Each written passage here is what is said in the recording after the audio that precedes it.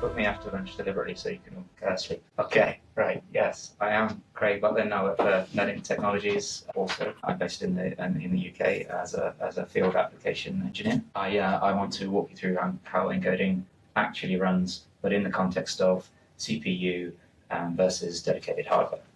I want to cover sort of architecturally what both are really doing under the hood, why we think CPUs break at scale when you scale them, and what changes when you put the work on dedicated silicon instead. Okay, there always has to be a punchline.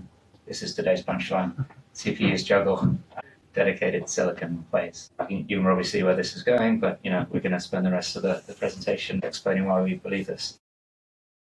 So, okay, I always like this to go back to the basic blocks of encoding. I think maybe just it helps me, but I'm sure you're all going to be familiar with this slide and these stages, hopefully in this order, at least somewhat. What's also good about this is you've probably seen the latest podcast where it's got the lead developer of VLC and top FFmpeg contributor. They actually explain this. They have a lot longer, but they do this in real great detail, so well worth watching. Okay, so I just want to walk through the points. We've got our input. I don't know why I'm looking this way.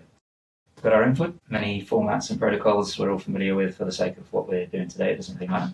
If it's encoded and containerized, we're going to demux and decode. If not, this is essentially a pass-through step. And then we're always going to usually have raw frames at the output of the decoder, if we're lucky. We'll then go on to our preprocessing, where you might do your scaling, or you will do your scaling, your frame rate changes, filtering, overlays, that kind of thing. And then we get to the deliberately highlighted encode stage, which is the whole point of this slide, which is mainly just to highlight that this is the most computationally heavy part of the process. I'm sure it always has been. It probably always will be, unless any of those non-block-based codecs that are coming out change that.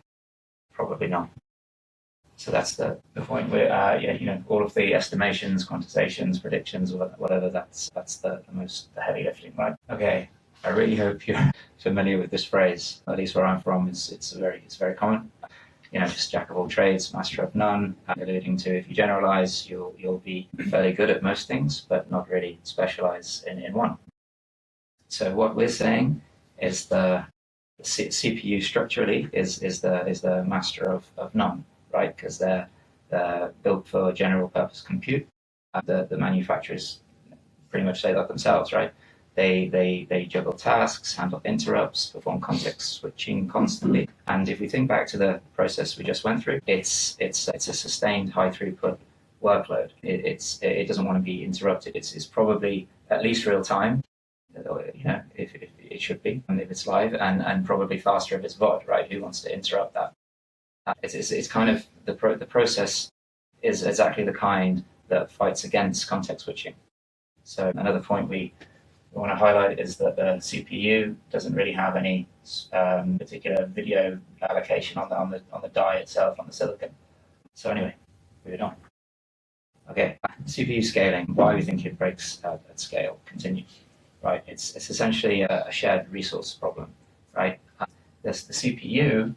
It's already running all of this stuff, right? Your OS, your network, storage, anything else before you can even put any encode on it.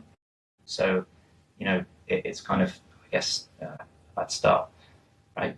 So then, essentially, every stream you put on it, then fights for the same resources. Each concurrent encode contains the same cores, cache, memory, and scheduler attention. Interrupts can also arrive at any time, and a high priority OS event can stall encode threads mid-frame, making your pipeline tail latency become at least less deterministic. The 280 watts on this slide is deliberately that big, just to highlight the typical TDP of a 64-core fully saturated server running 24/7. You're paying almost as much for cooling as we know as you are encode. It's some serious heat generated by that much wattage. For cloud providers, I want to know what fraction of the entire power budget of each data center is actually used on encode alone if you include the cooling. When I was putting this together, this actually reminded me of something. I used to work for a company named after a South American rainforest, and they did have this was GPUs though, to be fair, GPUs. that there was a set of oven gloves in the rack space to move servers about because of the wattage of the GPUs and how much heat they generated. I know that company now mostly has moved to CPU. Yes. Okay. I think this slide is just for me to breathe. Okay. Dedicated hardware. Moving on to the dedicated hardware stuff. Okay. Head to head. Right.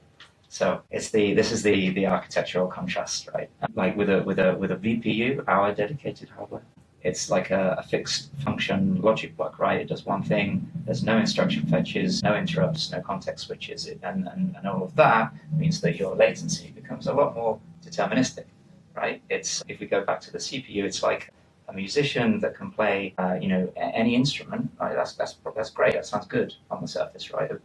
Play an instrument, but it needs the instructions, right? The instruction set, and it doesn't just need them up front. It has to keep going back to the instructions, right? And if you're unlucky, that can be, if you're lucky, that will be in RAM, in cache, and if you're unlucky, it'll be all the way back to memory. So yeah, with dedicated hardware, there's none of that, and with CPUs, the more you scale, like your non-deterministic latency sort of grows higher, right? You're fighting diminishing returns because the more you scale, there's more interrupts, there's more context switches and all of that. So it's diminishing returns. That's the term. Okay, so more musician analogies, because with CPUs, they're managing their own workload plus doing the work, right? So I like to say, put another way, that's like every task or encode has to be managed, is conducting and playing. So the more you add, that's like conducting a full orchestra and playing all of the instruments at the same time. It's too much. Whereas with dedicated hardware, it's just one guy with one part that can play it in his sleep for me. So what does dedicated silicon buy you?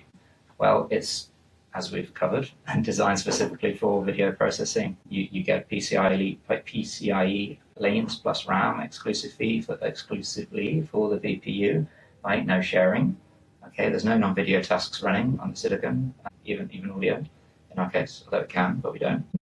Your throughput scales a lot more linearly, and per card capacity, as it's far more deterministic, as it's not subjected to the same bounds of those CPUs with all of the fetches, interrupts, and switches. Okay, what changes? Not as much as you think. I know we've covered this already, so I really don't need to dive into it. Again, it's just to highlight that this stage is actually mostly what changes if you think about a typical, let's say, FFmpeg or GStreamer pipeline. In my demo later, I will actually show the syntax differences and how few or little what changes with CPU versus this VPU. Okay, we've covered everything else from an earlier presentation. So what changes in performance and density expectations? It's basically capacity planning, right? Not most, I guess it is most.